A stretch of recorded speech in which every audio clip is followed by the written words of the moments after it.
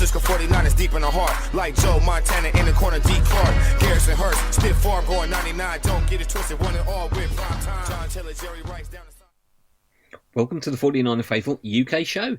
It's Super Wildcard Weekend. Woohoo! And the Niners welcome old friends, the Seattle Seahawks, to Levi Stadium for a 9:30pm, that's UK time, kickoff on Saturday night. We've already beaten the Sea Chickens twice this year, weeks 2 and week 15, by a combined 48-20. And while we swept and won the division, the Chickens are only in the playoffs because the Packers were just too awful to beat the Lions. Players have come and gone, so perhaps it isn't quite the rivalry of a few years ago, but it is still the Seahawks and it is still the playoffs. I'm Gareth Ellis, and I'm joined by Paul Hope. Hi, everyone. Nadgy Kra. Hello, everyone. And Lee Gowland. Hey, guys. How are you doing? I'm good. Are we all ready for playoff football, gents? Too yes. right we are. Yes. Yeah, we are. Yeah. Too right. It's just nerve-wracking, though. Feeling pretty good, Gareth. Yeah. Pretty good is how I'm feeling, buddy. You know what, Nadgy? I wasn't nervous. I wasn't nervous until probably late last night. Early this morning, and the nerves are kicking in now. Yeah.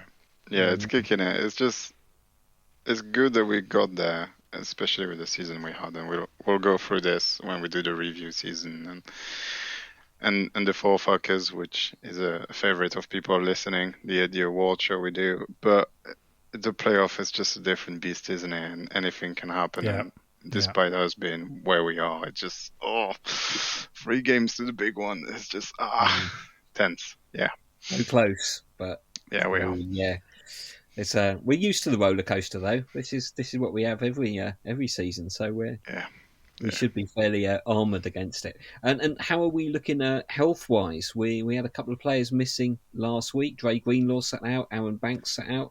Any news, guys, on how they're doing? It's looking good. They're limited in practice, but they are practicing.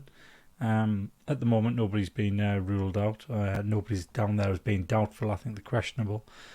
Purely because they're on a limited practice, but they are practicing, so it is looking good for Saturday night. Whether or not all of them will start, that's a different question. It all depends on whether or not Kyle wants to risk them in this game, or whether or not he feels as though the backups, the second string, can go in and do the job well enough to allow them to have an additional game of rest. But to be honest, I mean, I think he'll play them. If they're fit enough to practice, I think he'll play them. Yeah, I think this is the same situation we were in before the Raiders, kind of put everybody in, and then as soon as game's away, if we can put that away fast, then pull everybody out to rest them, all the ones that have niggles like Greenlaw and Kinlaw and, and CMC and all those people. So, yeah. But, yeah, everybody seems good. On their side, I think Al Woods is questionable, which was their best player when we played against them the first time. It will be, if he doesn't play, it's good for us. So keep an eye on that. So, should we hop straight aboard the Brock Express? And how are the Niners offense, or is the Niners offense going to get after the Sea Chickens? Come on, Nadgy, you're chief conductor. The same way we did both time. I mean, I didn't actually watch the Cardinals game. I haven't had time to watch it back, so I know how we played. We played pretty well, but the Cardinals are pretty down. And I know Brock played well. I know CMC played well. I know George and Ayuk were present. So I think it's just going to be more of the same, more exactly what we do. It's distribute the ball to everyone, as Brock has been really good at doing now, until he finds somebody hot and then just stick to that guy and just keep feeding in the ball, because it's just going to work. Debo's back. I think now he's going to be full speed. I don't think he was against the Cardinals. I couldn't really see him doing much, but I think he was taking it easy, I would imagine. It's just the pick your poison since we've traded for CMC, isn't it? It's just who's going to have a big game.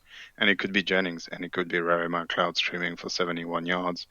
You don't know where it's going to come. It's going to be very hard. It makes our life so much harder to predict, to do all this bold prediction and predict who's going to have a big game. But I would imagine a big dose of CMC and Mitchell to start with, see where that takes us, and that might just be enough. Paul? It's been an eventful month and a half, chaps, for Mr. Brock Purdy. I was reminded earlier today, Lee, I did a preview show with Andy Davies, who was a Dolphins fan, and he had me and a Seahawks fan on. And to be fair, Nadgy, the Seahawks fan was like, I've got no confidence. You guys are winning. But Andy reminded me of obviously the fact that Brock came in against the Dolphins. And I was like, yeah, Lee was at the game. And when you think back, it's crazy when you look at all the noise surrounding the 49ers that I'm saying a month and a half. You look there, he's just been named Defensive Rookie of the month for December and January. He's won every start. And when you think about it as well, you were talking there, Nadgy, about pick the poison. There were some people arguing that, he's the third choice quarterback. He was a practice squad quarterback. Has he got that chemistry with his wide receivers? And you think, what game tape are you watching? He's got chemistry with all of them. Like you said, pick your poison. And he's got the highest rating out of the QBs, I believe, in the NFL in the last month and a half. And we've said it many a time on the show, Gareth. He fits well into this Kyle Shanahan offense because he's clever with the ball, he's got the poise, he's got the footwork, and he doesn't turn the ball over.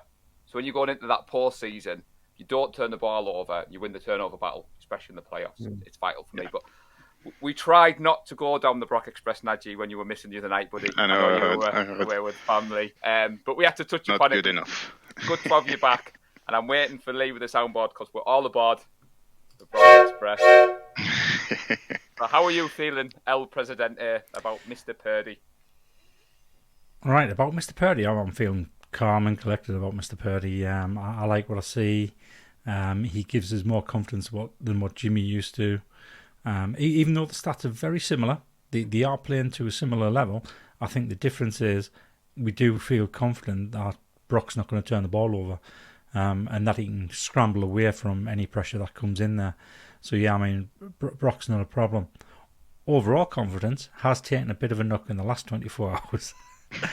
So I was on TED Talk's ball yesterday afternoon, and I was asked for what the spread's going to be, and I was quite bullish at the time, and I said I think it's going to be 15 points, which on any normal game day would probably be about fair for a 49ers Seahawks game at the moment, the way the teams are playing. But then last night I saw what the weather's going to be like at the weekend.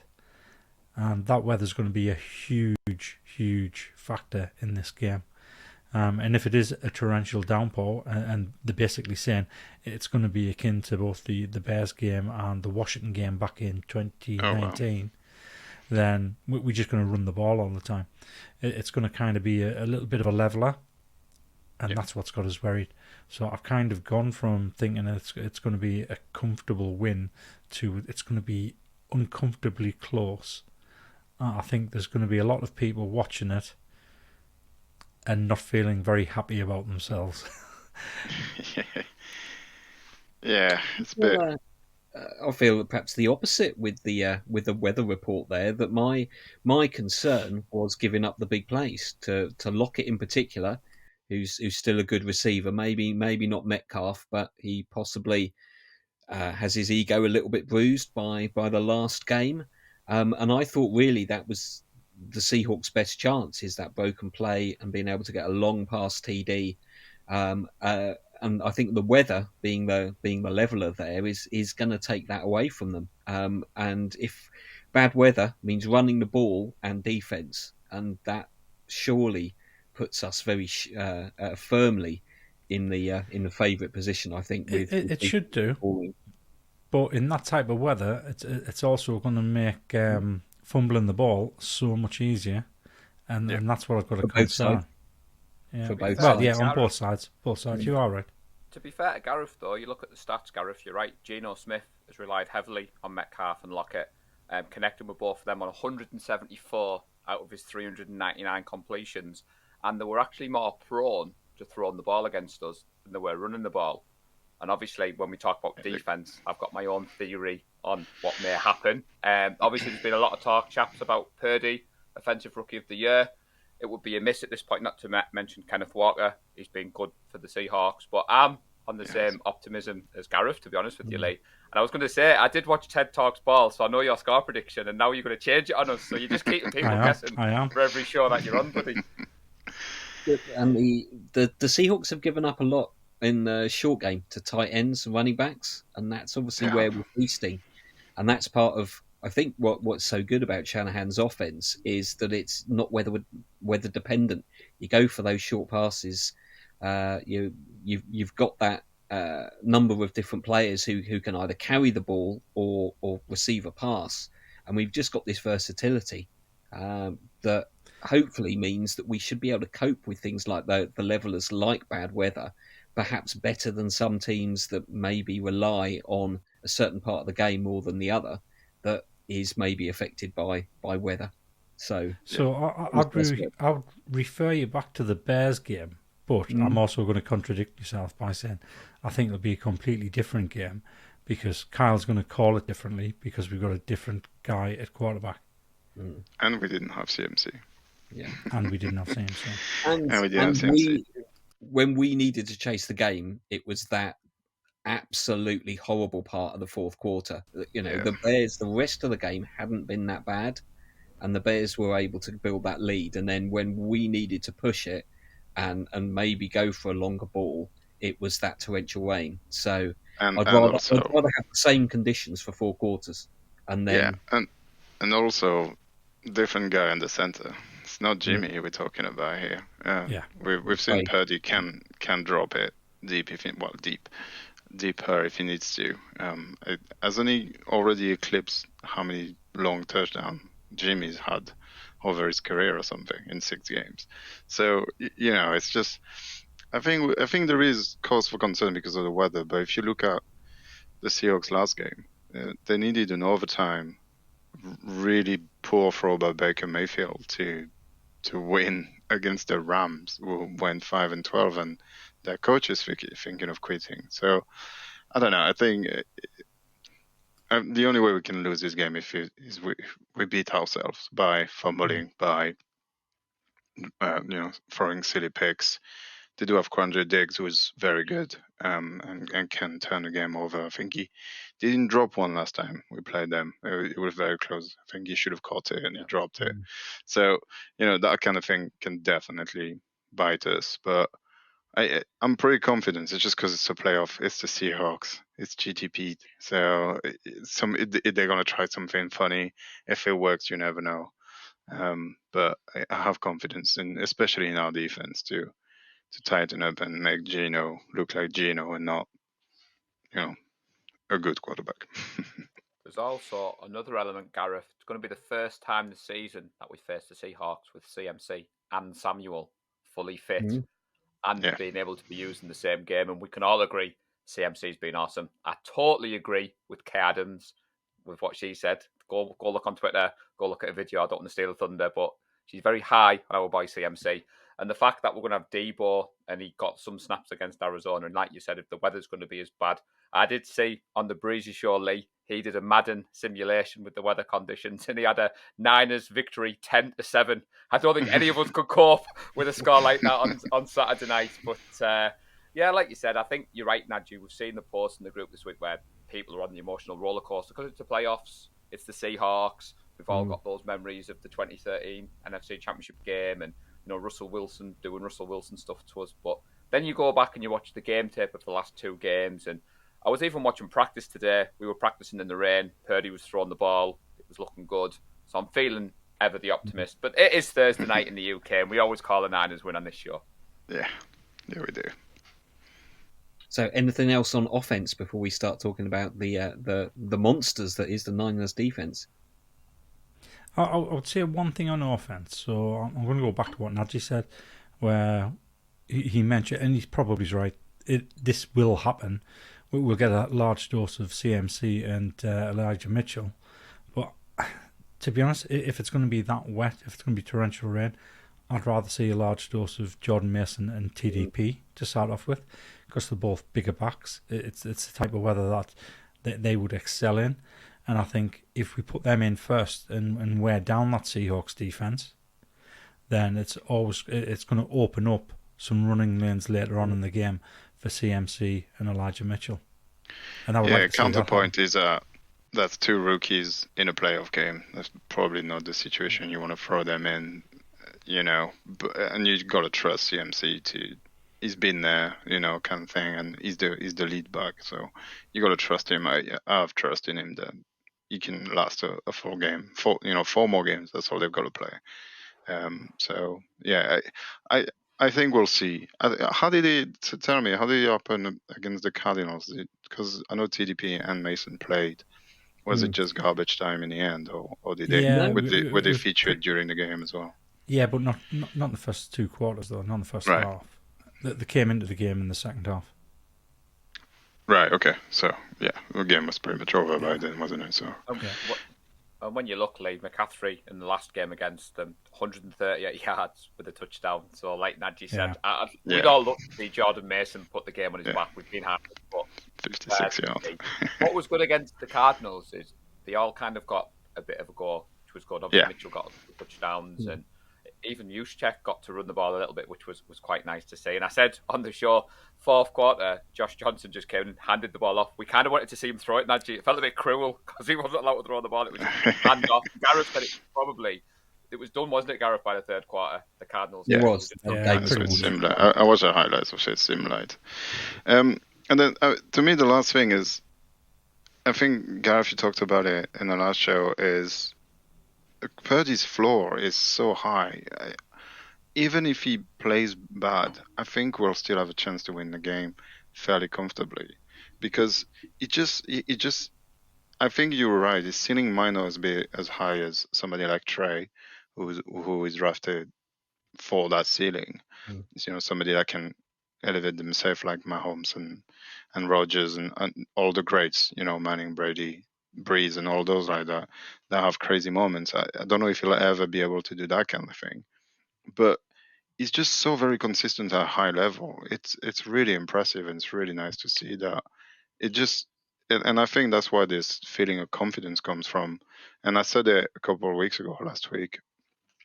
When Jimmy was in, we were all expecting the next play to be a pick, and when Brock's in, we all expect the next play to be a touchdown.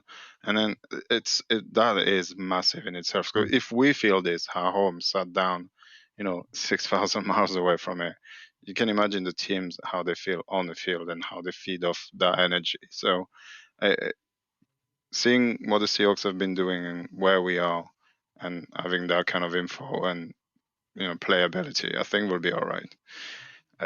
It's the playoff though, so anyone got any concerns that the event is going to get to Brock Purdy? Because personally, I don't. I don't think so. I don't think so. I don't think he's quite a confident young man. Yeah, he's played the Rose Bowl. The Rose Bowl is a much bigger game than that wildcard game will be, especially the Rose Bowl. So I don't think this might be the first playoff game for CMC. Yeah. No, he's played in the playoff game with Cam, didn't he? They went to the playoff together. I don't think he was there when they got destroyed by. He wasn't there for the Super Bowl. The Broncos, no. But I think the year after they went to a playoff and something like that. So I might be wrong. I was just going to say, Gareth, about Purdy. It's a lot of obviously being a rookie QB, but do you not think he's already faced all that pressure, being Mr. Irrelevant and then coming in as 3rd choice QB? And I think as long as he does what Shanahan asks of him, and he doesn't try and be Patrick Mahomes, which, again, we're quoting Nadgy. It says, if you're not here, Nadgy, we don't need him to be Patrick Mahomes. We just need him, like you said, to do what he's doing. And Brad Graham was sharing some breakdowns earlier, gents, of Purdy and some of the decision-making and some of the times he was keeping the ball or throwing the ball away. And his footwork, it just jumped off the page. And you're right, Nadgy, that with Jimmy, we all kind of love Jimmy, but you kind of were watching behind your eyes sometimes. You don't have that with Purdy. So, no, Gareth, it's a good question to ask, but I'm not nervous for him, to be fair, especially against the Seahawks. Yeah, I can confirm CMC did play one game in the playoffs, and so they were one and done. I think he got hurt because his tight line is pretty terrible. 6 attempts, 6 reception for like 20 yards. Oh no, 100 yards. No, it's actually pretty good. 100. Yeah. No, so he did play again, but I think they obviously lost. I can't remember who against. But yeah. So, switching sides, the Seahawks offense started the season well, but has certainly struggled towards the back end of the season. There was lots of talk, I think maybe tongue-in-cheek, about Geno for MVP. That soon faded 6-7 weeks ago as he began to struggle. Tyler Lockett and Walker, the running back, have both had 1,000-yard seasons. So, and of course, they're a playoff team. How do you think the defense is going to get after us? Lee, kick us off. So again, I mean, it all depends on the weather. Because if it is going to be torrential rain, they're not going to throw the ball about. So we're just going to try and stuff the run straight away. And once we stuff the run, hopefully they'll be forced to try and throw it. And hopefully we'll end up with some turnovers. I would imagine they're going to pick on Diomedolino again. We've seen it for the last 3-4 games now. I mentioned this on TED Talks Ball. Diomedolino is a good player. But the amount he's getting picked on, his stat lines are not very good, but he is a decent player, and I can see them picking on him again on Saturday night if they do throw the ball. I think they'll try and stay away from Mooney Ward. I think they'll try and run the ball. I think Kenneth Walker is going to have a lot of carries on Saturday night. I think for all I call him Cheaty Petey, I've got the utmost respect for Pete Carroll. Yeah. I think he's a very good coach. Very good coach. I just like calling him Cheaty Petey. Yeah, go. I think he's got a plan. He came out and he gave an interview saying, "Oh yeah, we've got the 49ers," and kind of looked as though he'd already given up. He's got a plan. He knows exactly what he's going to do, yeah. And I would imagine he's going to try and do what we do to teams, which is run the ball down our throats and try and wear down the defense. I think that's what he'll try and do. So our defense needs to get the ball back as quickly as possible, stay fresh for the game, and just try and stuff that run. And to be honest, they'll be able to do it. I mean, we've done it twice. Armstead, We've got Kinlaw back. Givens is going to be back as well. Yeah. We've got Warner, we've got Greenlaw, we've got Alshier. Kenneth Walker's had a good season. He has. He didn't do that much against us last time. I don't expect him to do much against us this time either. No. As long as we stop the run, it's our game to lose. Yeah, and we did it twice. You know, remember the first time we played these guys, they didn't score a single offensive point. It was a weird, what was it, a kick, Blocked field goal. A block field goal. That was it. And returned it. And then, the second time it was so very comfortable all the way through, wasn't it? In their place. I think it's going to be much of the same. They don't have really any depth whatsoever, so it's Kenneth Walker or nothing.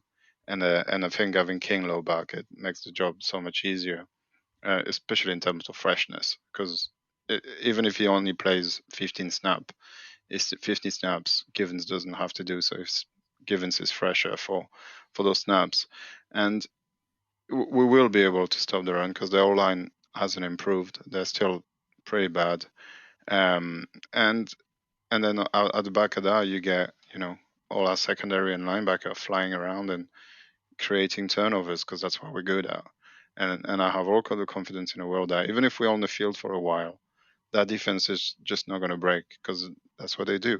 How many fourth down or goal line stands that we had this year, and we just don't let people score at all. Never give up, and I think we'll be fine. Obviously, the elements is a big thing. Mooney Ward's going to have a good game, and Lenoir's going to have to be, on Tyler Lockett. Not an easy task. I think Lockett is a very good wide receiver. But he'll have Gibson and Ufanga to help him, I'm sure, most of the time. It's more of the same, what we did twice in a row. If it's not broken, don't fix it. Just go out there and play our football and we should be okay.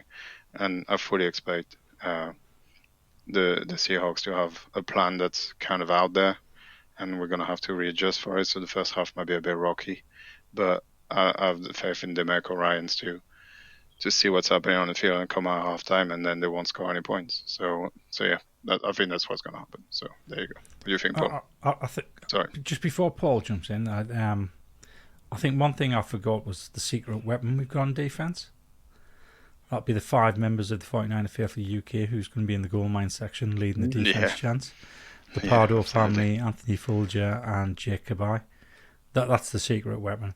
Obviously, we don't talk about home field advantage because it's not that much of an advantage for us compared to other teams, the likes of Seattle, the likes of Kansas City, who have grounds that are stadiums that are built to pipe that sound down onto the field, whereas Levi's isn't built for that. But it's still going to be a huge advantage for us in this wildcard game because we'll be loud, and we'll be loud throughout the whole game. And I think that's another thing that's going to help us get over the line against the Seahawks. Yeah, you're right. See, what I've got confidence in, Gareth and Lee and Nadgy. You look at January football, you could argue every team in the postseason's a good team, apart from Seattle. Obviously, I get that thing in there. But what separates You're right, gents Yeah, he is. great players that step up. And you look around our team, you look on the offense, you look on the defense. I was looking at the stats earlier, Gareth, and Armstead and Bosa actually get better in the postseason. Now, that is a scary thought, that Armstead and Bosa get better in the postseason. And I think for me, we talked it on the new show we did the night, me and Nick Ludlam. He had a new feature, Nadgy, where he asks you, what would you rather? But I got mine in first, and we were talking about what would you rather. And it's like, this game, would you rather you put the game on the back of the offense to take you home or the back of the defense? But for me, I'm like, both are as good as each other. And that's what's good. I think for the 2019 run, we could argue the defense got us there. But the way the offense has been playing recently, I was confident if it came down in the last 2 minutes and you had to put it on either, I'm confident because of the players we've got. And that's where I'm feeling. But yeah, for me, Armstead, you've been banging the drum, Lee, for Armstead since he's come back. And the fact that, like, for me, it'll going to start in the trenches. If the weather's as bad as you say it is, Lee, the battle's going to be one up front in the trenches. Yeah. And if that's the case, my money all day long on the 49ers. Yeah. You're right. And again, our defense is playing with the confidence that our offense is going to score 35 points because that's what we've done in 4 games in a row now. So was it 5 games in a row? It's a few games we score 35. And, let's remember where we were on week 4, week 5, we couldn't score more than 17. It's a big difference, and it does make a difference in how you play, and it allows you to be a bit more aggressive and sometimes get caught a little bit off guard and for a silly touchdown. But it doesn't really matter if ultimately your offense is just going to go down the field, score a point, and then you go again and you try again to change the game real fast on the turnover or something. That's what I mean. There's a real synergy in the way we play at the moment, and I think you're right. 2019 was very much the defense will get there. Our offense just need to not mess up, and this year we're just gonna get there because both are driving us forward in the same direction, and it's really nice to see. It's really hard to do. Kudos for the coaching staff to have been able to do that and trust the people to do it, the players. So, we got some breaking news. Or are you just playing with the No, I'm not just playing. The Arizona Cardinals have now requested to interview DeMeco Ryans. Oh, wow. For the head coaching job. Interesting. Really, that led me on to a point before we moved on that for Shanahan, I didn't realise, but he's got 14 coaches who have either new or had different responsibilities to last year. So when you talk about that coaching staff, Nadgy, that really shocked me because I thought, wow, I know some had moved around. And like you said there, Lee, breaking news of Ryans. Please don't stay in the division, Ryans. No, please go to Houston. You like it there. Didn't he turn Houston down? He has declined to be interviewed by Houston. Yeah, has he declined? Yeah. Well, I saw a report. He did. It's been speculative, but he declined Houston and he declined Denver, I believe. Interesting. He's going to stay, Nadgy. That's a breaking news. Oh, it'll be amazing if he does. It'll be amazing. We need those draft picks because we gave it all up for CMC. Yeah. We can talk coaching changes in a bit. But it wouldn't surprise me if every single vacancy is requested for. It's been amazing. Yeah, and I think there's no real secret to our defense. There's no hidden formula to it. It's very good players who are very well organised, and you get after your opponents and you make it as difficult for them to do anything as possible. So I think that certainly could be a good weather game for our defence. I think defences certainly enjoy bad weather more than more than an offense would, particularly with the kind of ball security. And hopefully I could see us really getting after anyone who's carrying the ball for the Seahawks and saying, nope, this is our house and that's our ball. So that's maybe giving away some of my bold predictions there. Anything else on the defensive side of the ball before we start looking at some bold predictions for the game? Yeah, we need to get the old Ufanga, the old, as if he was in the league for 25 years. Early season Ufanga back. We haven't seen him in a while, and I know other people have stepped up. Tashawn Gibson, in particular, with the 2 picks, right, and 3 picks in 2 games. But I would like to see him changing the game on a crazy play. He's been good, but there's been a bit of regression, or maybe he's just trying too hard. A bit out of Fred. I think he's trying to be too aggressive. I think I that's the think problem. so too.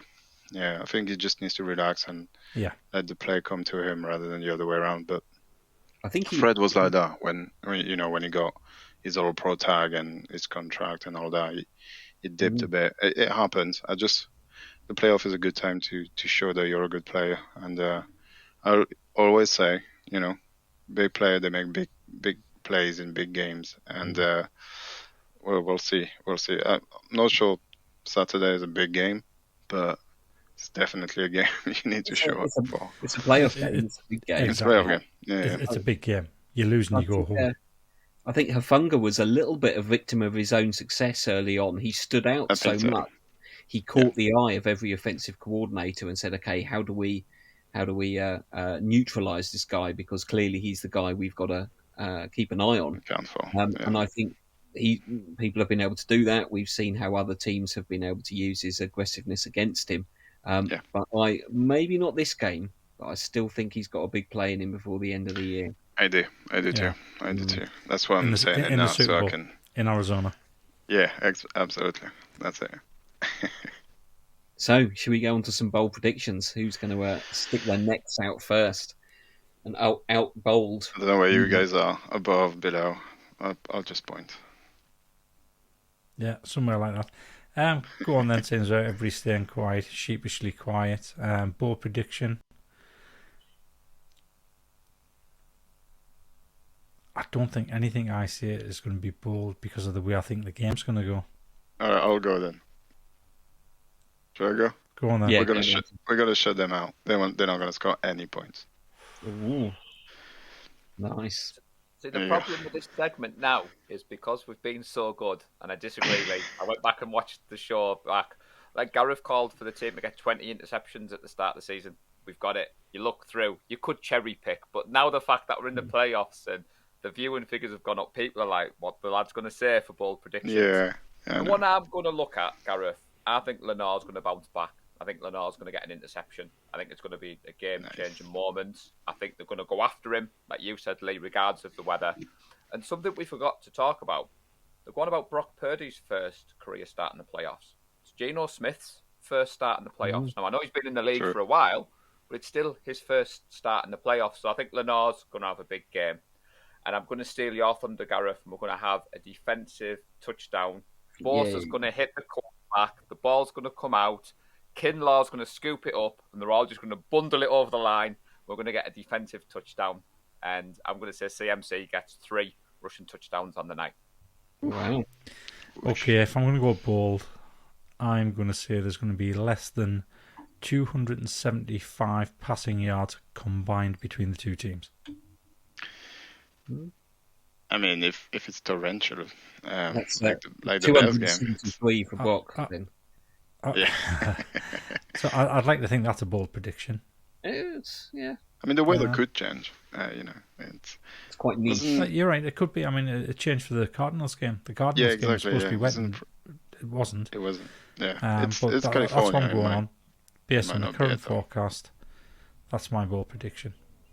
You're gonna have to tweet a new one if the forecast changes or something. Yeah, will do.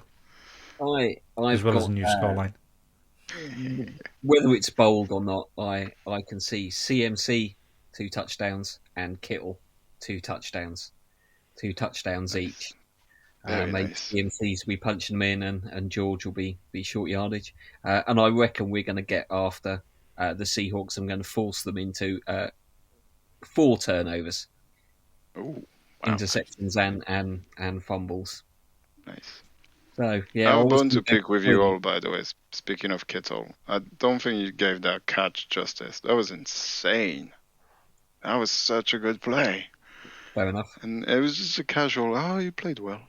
The problem is, buddy, you play proper football, you play contact, and we didn't want to not do it justice, and we knew you were coming back. But yeah, well, I've gone back and watched it. It's Oh amazing. It is. God.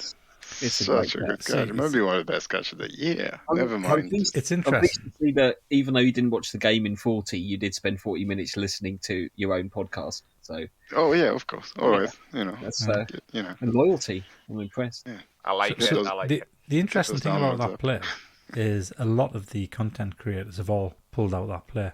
It's a Yeah, really good it's play for Brock.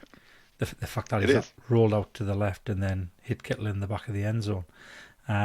And what I've pointed out to them all is that was an identical play to Jimmy Garoppolo's first touchdown in 2017 against Seattle. Yeah, He it had was. to roll That's out right. to his left, find the receiver, and hit him. Andy was covered. The guy that he hit was covered. I can't remember if he was called Aaron Robinson or Aaron Burbridge. He was a bit part player. I don't think he'd been with us long. I think he was 31, 32-year-old, coming to the end of his career, I believe. I was drunk that day.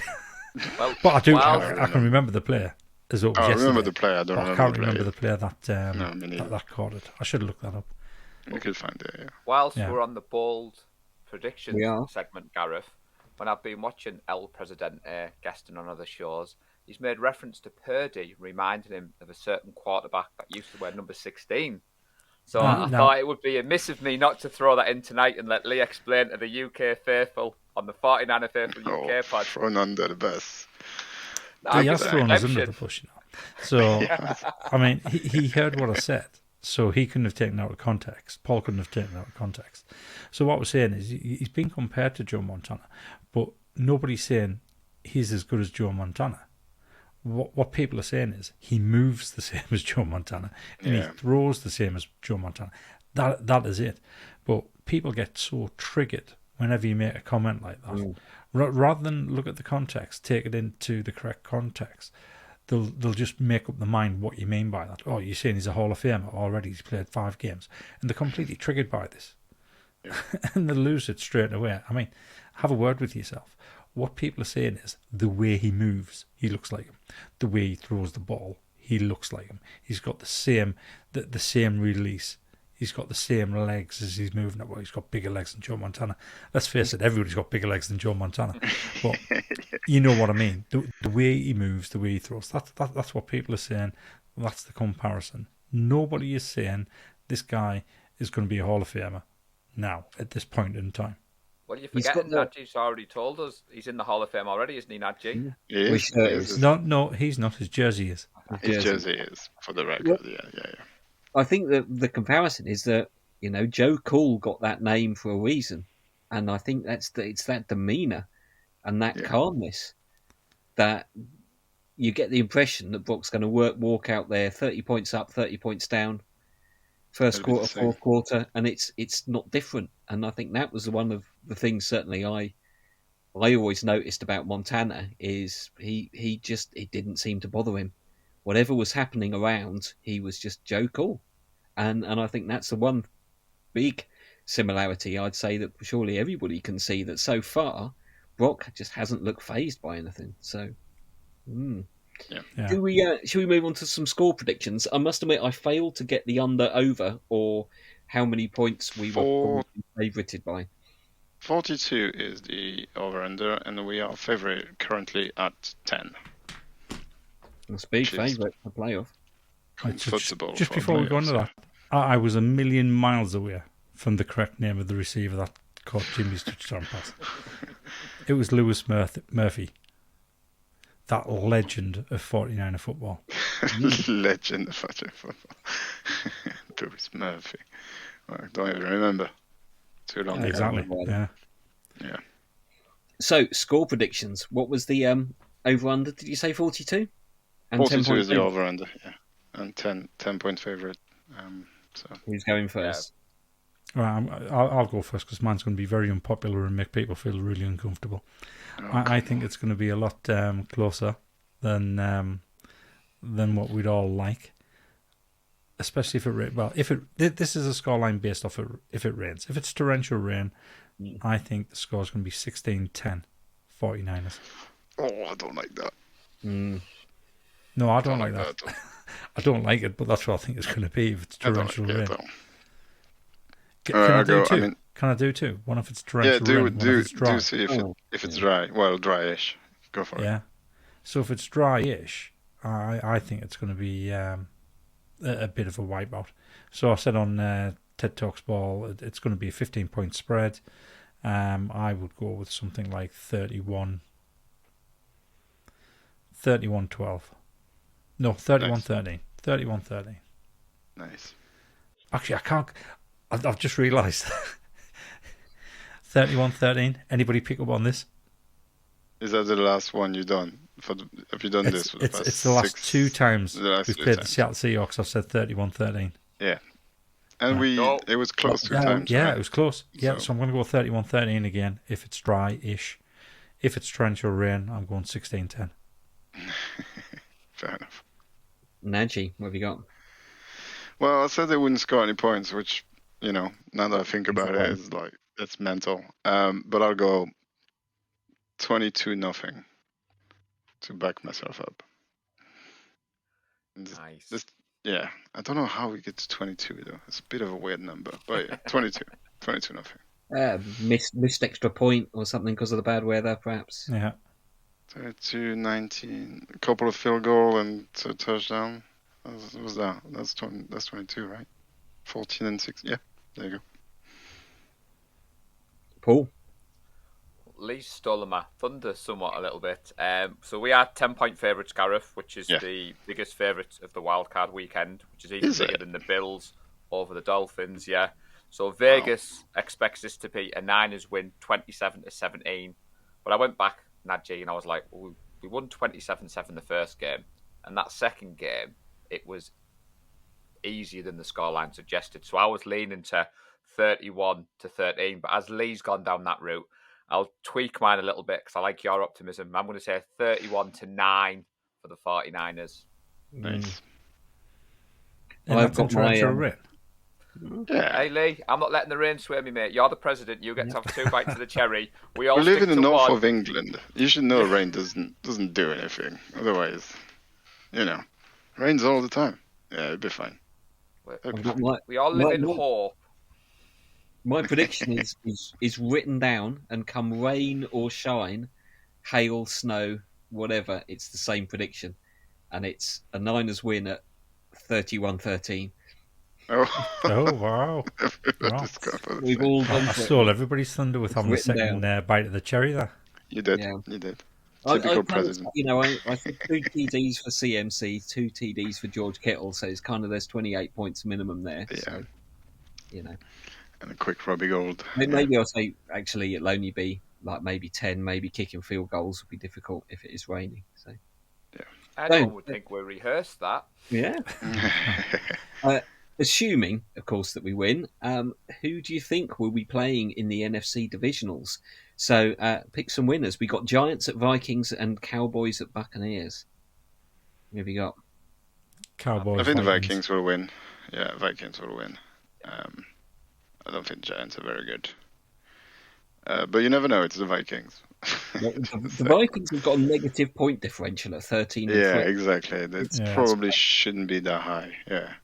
They got a bit lucky, but so did the Giants. They won a lot of early games by not much. So, yeah, I think the Vikings should take care of that. The Giants' defense isn't very good. And then, I don't want the Cowboys to win. I kind of want the Bucks to win, but I think the Cowboys will.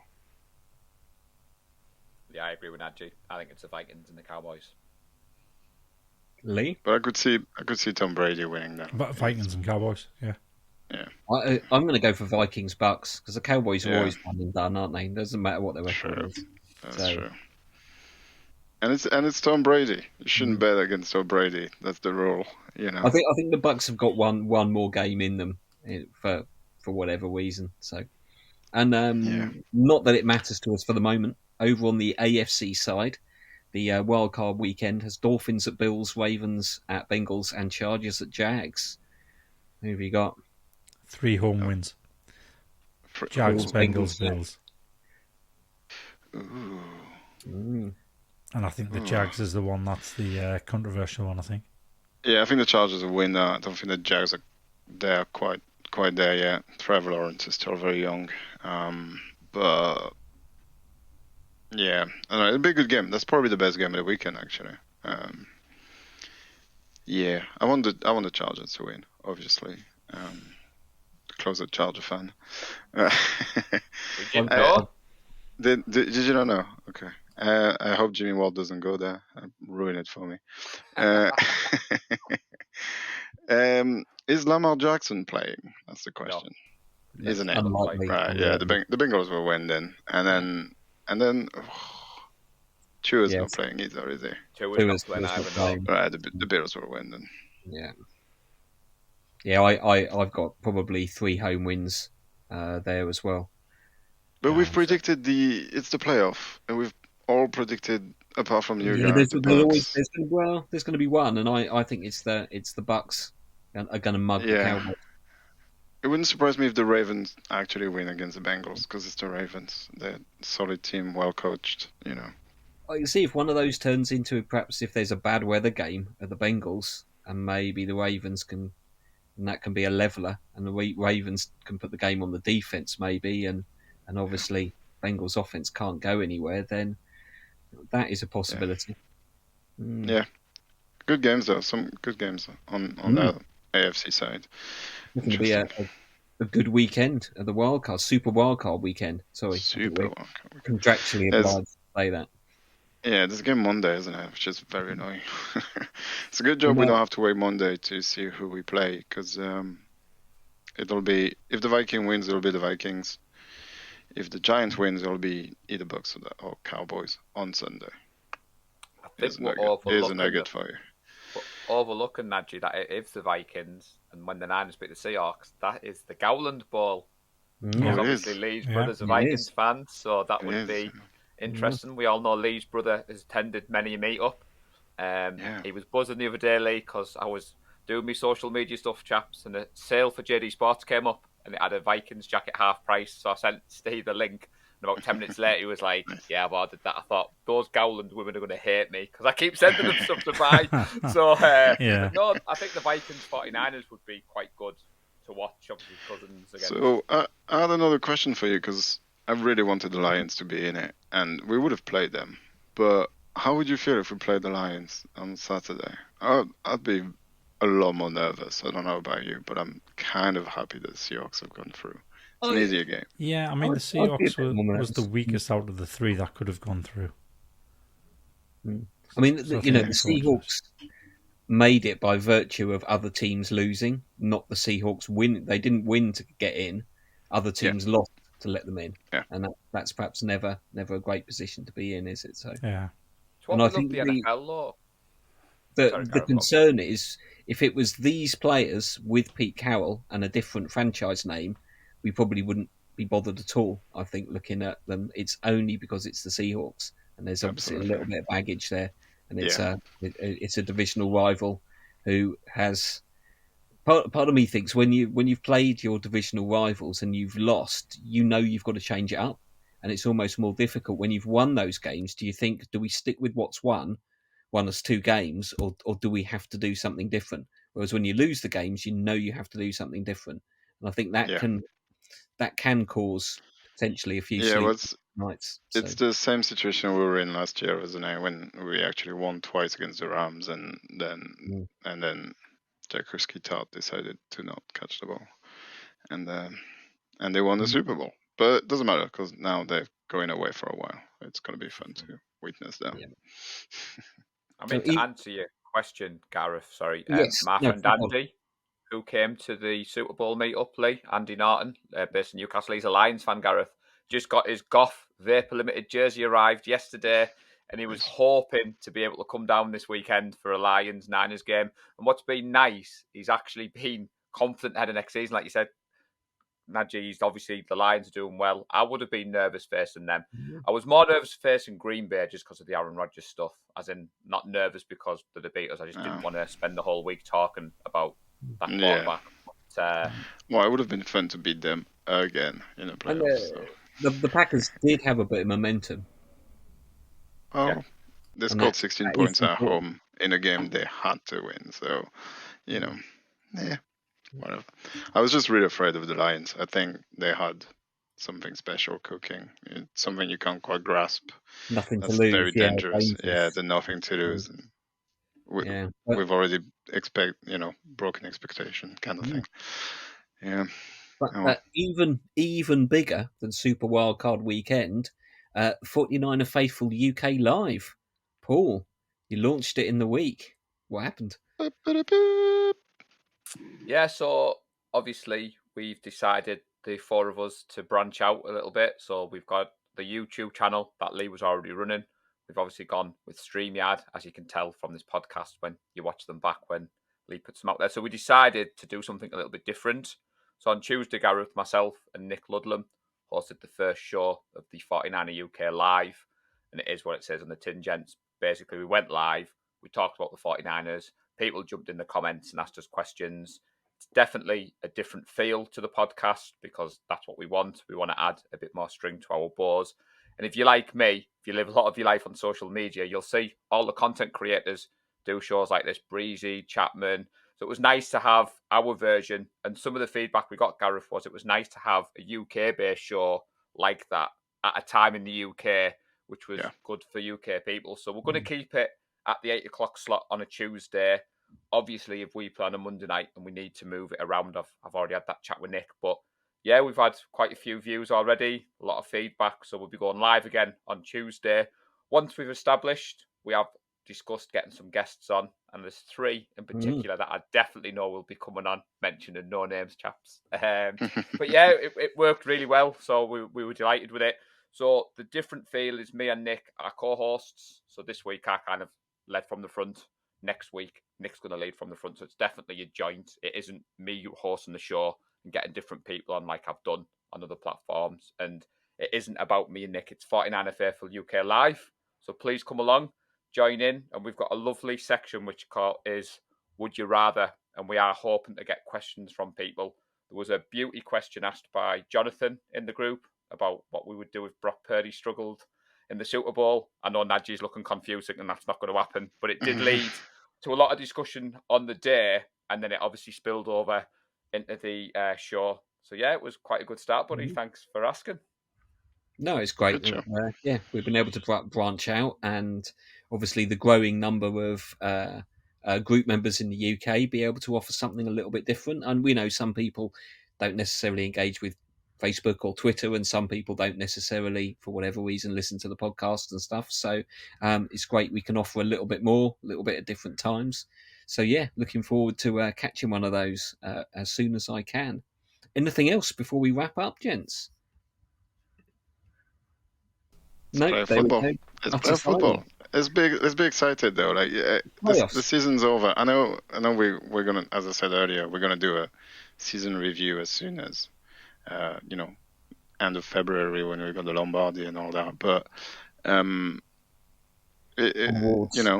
another Niners regular season in the books, and I think this one has been a pretty special one, and it's been a good one. And with the pod growing, the group growing, everything that's happening, I think this one is a pretty special season, and it's really nice to be with you 3 guys on doing this every week.